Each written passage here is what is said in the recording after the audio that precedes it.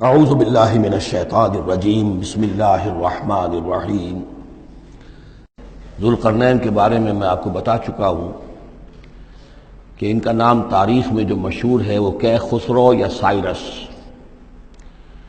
اور انہی سے اصل میں ایران کی عظمت کے دور کا آغاز ہوا تھا۔ چنانچہ تقریباً میں سمجھتا ہوں کہ شاید 25-30 سال پہلے کی بات ہے، جب شہنشاہ ایران، اس وقت جب کہ ان کی بادشاہت جو ہے وہ بڑے عروج پر تھی، انہوں نے 2500 سالہ برسی منائی تھی انہی کیخسرو کی، سائرس کی۔ ان کی قبر جو ہے مقبرہ وہ دریافت ہو گیا تھا، اور وہاں پر ان کا ایک مجسمہ بھی دریافت ہوا تھا کھدائی پر۔ اس مجسمے میں وہ 2 لگے ہوئے تھے، سینگ بھی۔ اس موضوع پر سب سے پہلے مولانا ابوالکلام آزاد مرحوم نے، جو اپنی ترجمان القرآن کے نام سے انہوں نے مختصر ترجمہ اور تفسیر لکھی ہے، اس میں بڑے تفصیلی نوٹس لکھے ہیں۔ سب سے پہلے اہل علم کے حلقے میں ان کے بارے میں جو معلومات ہیں وہ ان کے ذریعے سے آئی ہیں۔ اب یہ تقریباً یونیورسلی ایکسیپٹڈ ہے۔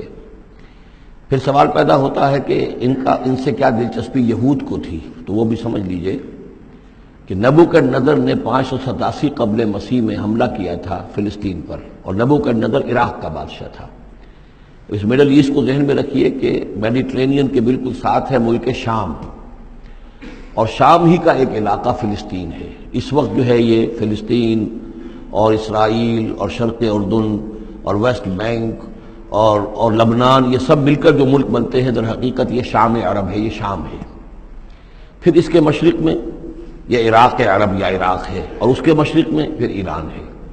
تو عراق کا بادشاہ تھا جس نے حملہ کیا تھا یروشلم پر، تباہ و برباد کیا، اور ان کو قیدی بنا کر لے گیا۔ کیپٹیوٹی کا دور ان کا تقریباً 150 برس کا ہے۔ لیکن اس عرصے میں ایران میں یہ شخصیت ابھری کیخسرو کی یا سائرس کی۔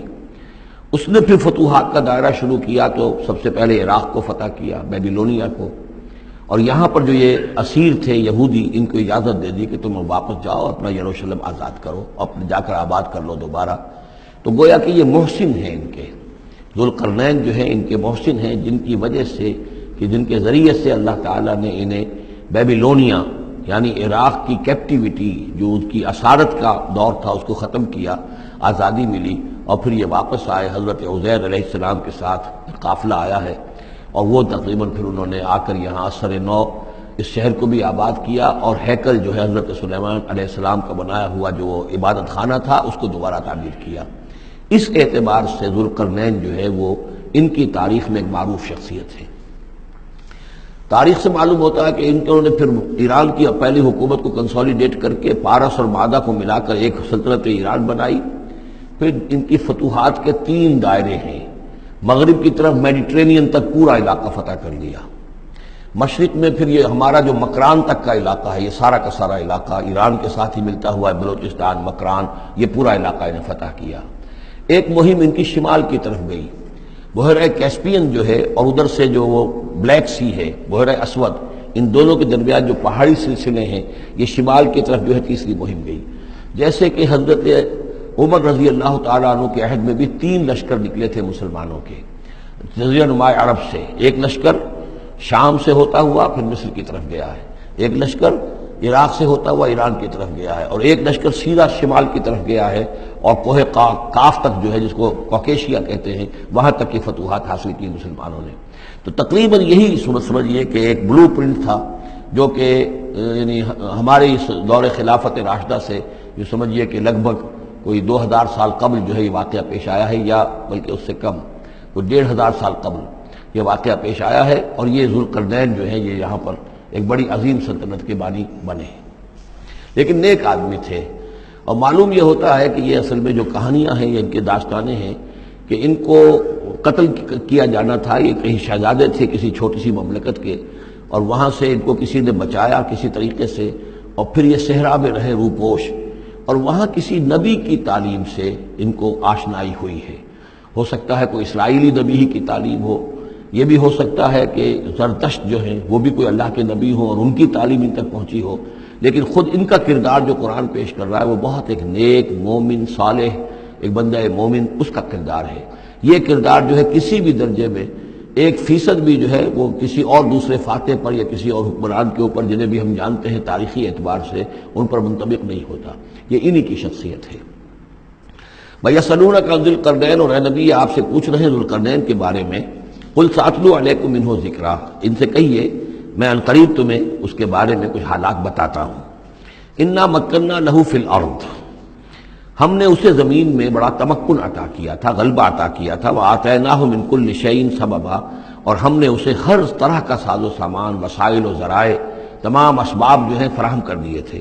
فَأَتْبَعَ سَبَبًا، تو انہوں نے پھر ایک مہم تیار کی، یعنی ایک فتوحات کا دائرہ مغرب کی طرف. حتیٰ اذا بلغ مغرب الشمس، یہاں تک کہ جب وہ سورج کے غروب ہونے کی جگہ تک پہنچ گئے. اب یہ پرانے زمانے میں ظاہر بات ہے کہ پورا اس سے زیادہ نقشہ تو لوگوں کو معلوم بھی نہیں تھا. جب میڈیٹرینین کے ساحل پر پہنچ گئے تو معلوم ہوا آگے تو سمندر ہے، اور سمندر میں پھر آدمی کو محسوس ہوتا ہے سورج ڈوبتا ہوا. اگر آپ ساحل سمندر پر کھڑے ہو کر دیکھیں تو معلوم ہوتا ہے سمندر میں سورج ڈوب رہا ہے. تو یہ گویا کہ مغرب الشمس بن گیا ان کے لیے، وہ یہ سورج کے ڈوبنے کی جگہ. حتیٰ اذا بلغ مغرب الشمس، جب وہ پہنچ گئے سورج کے غروب ہونے کی جگہ. وجدہا تغرب فی عین حمیۃ، تو انہوں نے دیکھا اسے ڈوبتے ہوئے، وہ ڈوب رہا ہے ایک بڑے گدلے سے سمندر کے اندر.